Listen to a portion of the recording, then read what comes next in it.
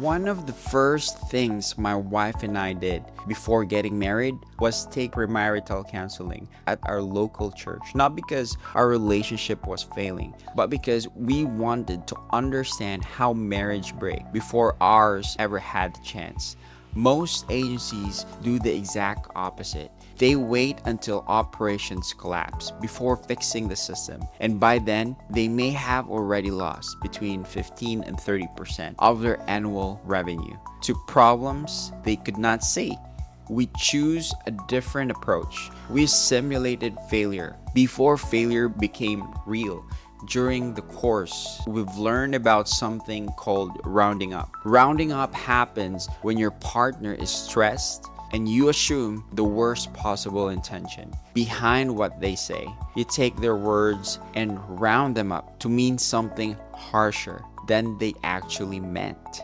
A tired response becomes disrespect.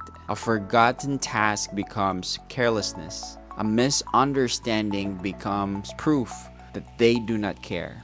That assumption can quietly destroy a relationship. And the same thing happens inside agencies. A recruiter misses one placement, leadership assumes the recruiter is not capable. A client goes quiet, the team assumes the relationship is dead. A deadline gets missed, someone immediately gets blamed. But many times, the system created the problem, not the person.